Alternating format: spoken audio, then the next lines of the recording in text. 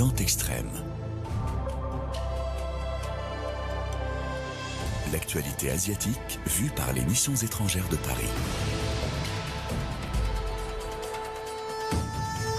Une émission présentée par Jean-Baptiste Savy.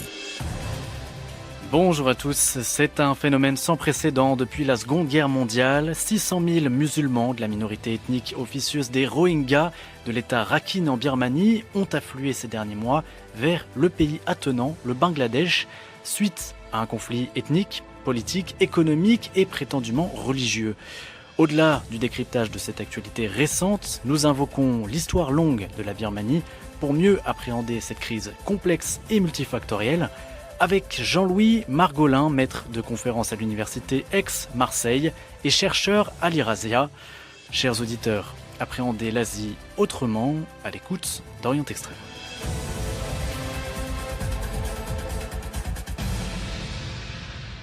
Jean-Louis Margolin, bonjour. Bonjour. Jean-Louis Margolin, nous évoquons avec vous, nous allons faire un tour d'horizon sur un phénomène dont on entend parler beaucoup ces derniers temps, à savoir cette fuite vers le Bangladesh de 600 000 Rohingyas musulmans qui partent de l'État Rakhine, qui se situe à l'ouest de la Birmanie. Birmanie, qui d'ailleurs, que l'on peut appeler aussi Myanmar, donc, qui regroupe pas mal de complexités, notamment ethniques, qui regroupe 135 minorités ethniques officielles, puisqu'il y en aurait 148, il me semble, officieusement. Vous pouvez contester le chiffre, mais bon, toujours est-il qu'une complexité très, très importante à ce niveau-là et qui s'ancre dans l'histoire. Et c'est cette histoire que j'aimerais invoquer avec vous, cette histoire longue, l'histoire plus particulièrement de l'État Rakhine ou de la Rakhine, pour comprendre mieux en fait ce phénomène actuel d'exode de 600 000 Rohingyas musulmans. Jean-Louis Margolin. Oui, donc cet État Rakhine, qui correspond effectivement à ce qu'on trouve plus souvent dans les histoires ou les géographies de cette région, telles qu'elles sont faites en Europe sous le nom d'Arakan. C'est une région assez particulière de la Birmanie, puisqu'elle a longtemps constitué, pendant plusieurs siècles, en gros du 15e au 18e siècle, un royaume indépendant.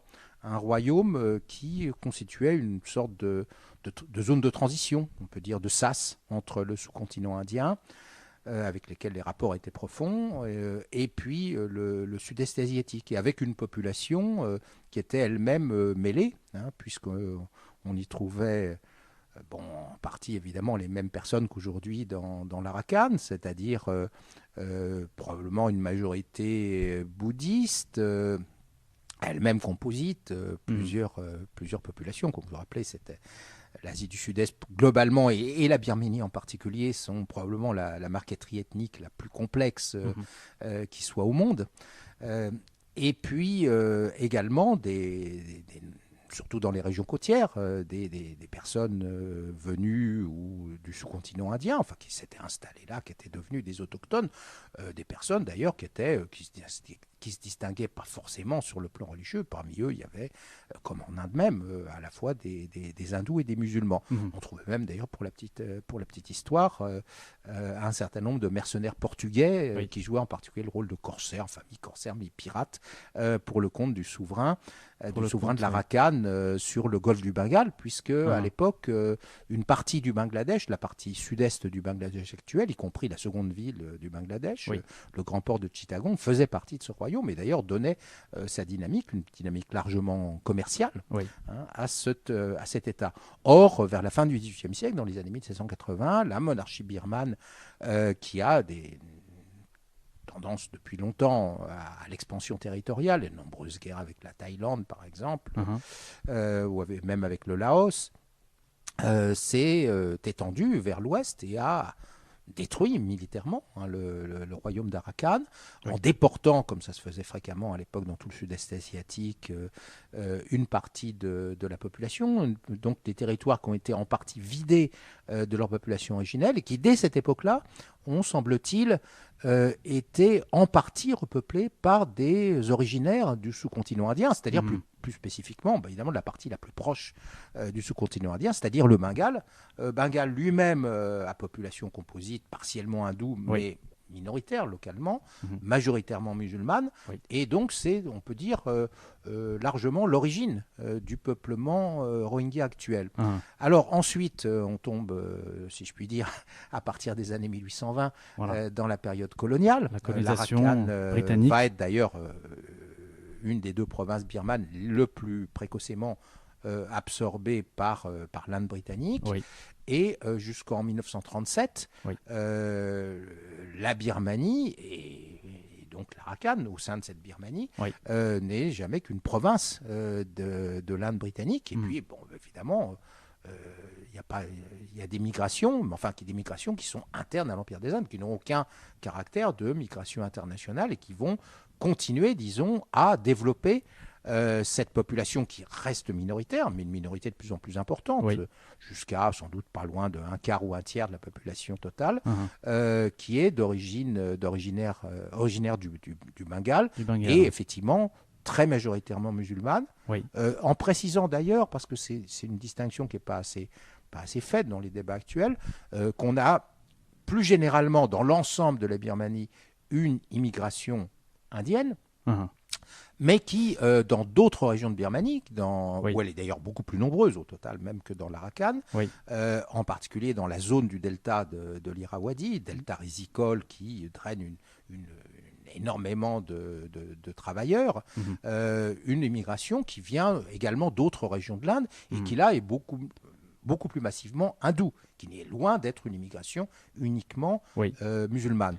Alors, là, il s'agit d'un phénomène migratoire plus large. On va peut-être juste rester un tout petit peu plus longtemps sur la Birmanie en tant que telle pour mettre en avant justement le fait qu'il y a une population très composite, très mélangée au niveau de l'État Rakhine. Donc, comme vous le disiez, tout ce phénomène historique avec la colonisation britannique entraîne un mélange entre des Indiens qui sont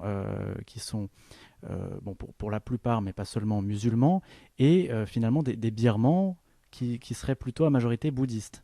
Voilà. Alors, disons qu'il y a un problème global pour l'ensemble de la Birmanie et un problème spécifique à l'Arakan. Le problème global, c'est que, après disons en gros un siècle de colonisation britannique, ça s'est passé en plusieurs étapes, enfin disons que ça commence dans les années 1820, et puis la Haute-Birmanie, la région de Mandalay est annexée par la Grande-Bretagne au milieu des années 1880, non sans une résistance farouche moins de la monarchie que de la population birmane, et c'est là où on se rapproche de la problématique actuelle. Et ce qui suit donc dans cette période coloniale, c'est cette migration massive venue, alors d'une part de la Birmanie elle-même, de la Haute-Birmanie vers les régions côtières, vers les régions deltaïques, mais aussi très largement du sous-continent indien. Bon, pendant longtemps, ça se passe pas trop mal, sauf que y a une croissance démographique plus rapide que la croissance des terres rizicoles, donc une tendance, disons, globale à la paupérisation. Chaque riziculteur a une terre aride de plus en plus petite. Et puis là-dessus vient se greffe la grande crise mondiale des années 30 qui voit un effondrement du prix du riz et donc une misère noire se répand dans cette région, un endettement massif de ces riziculteurs.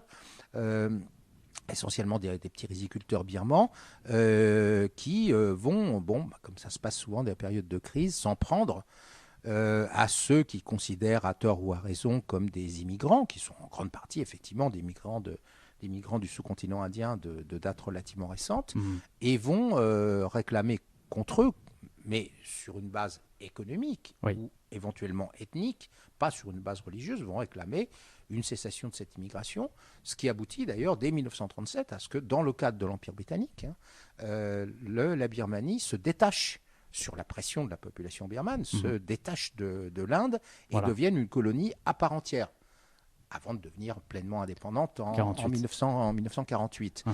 Mais avec, évidemment, comme revendication principale, immédiatement moins le départ des Anglais Uh-huh. que la cessation de l'immigration et, si possible, le retour en Inde Voilà. d'une partie des Indiens qui sont là. Ce qui ne se fera pas à l'avenir, du coup, pas vraiment. Alors, ça se passe en fait un petit peu dans des conditions absolument dramatiques, Oui. des dizaines de milliers de morts à la clé. Uh-huh. En 1942, quand les Japonais arrivent, il faut Oui, oublier que oui, la oui. Birmanie a été occupée, comme toute l'Asie du Sud-Est d'ailleurs, par les Japonais entre 1942 et 1945. Oui. Et, disons, en gros, pour simplifier, à ce moment-là, la majorité birmane, ce qu'on appelle l'ethnie Bamar, l'ethnie majoritaire, qui fait à peu près sans doute environ 60% de la population totale de la Birmanie, les Bamars prennent massivement parti pour les Japonais, surtout par, disons, ce qu'ils conçoivent comme leur anticolonialisme, britannique.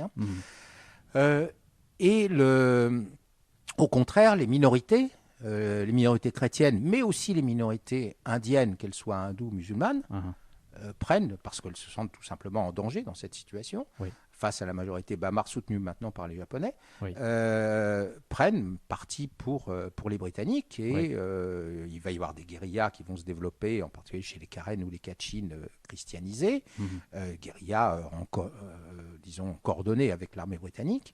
Et puis, il va y avoir un exode massif des Indiens, alors surtout du centre de la Birmanie, hindous comme musulmans, et en route pour essayer d'échapper aux Japonais, de revenir vers l'Inde. Et il va y avoir plusieurs dizaines de milliers de morts dans cet exode opéré dans des conditions lamentables, un petit peu d'ailleurs dans les mêmes zones que celles où se produit aujourd'hui l'exode des Rohingyas. Mais à l'époque, c'était essentiellement pour échapper aux Japonais et aux Bamars. Mais alors, ce qu'il faut bien comprendre, c'est que, un petit peu comme toute proportion gardée dans le cas, par exemple, de la Pologne au XIXe siècle, donc la majorité catholique soumise à l'empire des tsars qui veut essayer d'imposer au maximum l'orthodoxie, le clergé bouddhiste va devenir, une force politique. Après la disparition de l'État birman, le principal encadrement, la principale force de résistance, contre laquelle, évidemment, les Britanniques ne peuvent pas lutter directement. Ils ne vont pas essayer de déraciner le bouddhisme, ce n'est pas du tout leur politique. Mais il va y avoir donc une politisation du clergé bouddhiste et un rôle, disons, nationaliste, extrêmement important, plus important que dans les autres pays d'Asie du Sud-Est, du clergé bouddhiste dans la lutte contre la colonisation britannique. Avec une imbrication, donc, nationaliste bouddhiste. Et donc ce caractère à la fois nationaliste et puis également de grande hostilité aux autres religions présentes en Birmanie, que ce soit le christianisme ou l'islam, se fait jour à ce moment-là. Et on peut considérer donc que les tendances bouddhistes extrémistes qui existent aujourd'hui, même si, bien sûr, il ne s'agit pas de trop simplifier, elles sont loin d'être majoritaires chez les bouddhistes eux-mêmes, mais ces tendances bouddhistes extrémistes se font jour dès cette époque et donc se crée cette tradition, évidemment, assez dangereuse, d'une tendance à la transformation en lutte religieuse ou en guerre de religion, des contradictions, des hostilités qui peuvent exister sur le territoire de la Birmanie.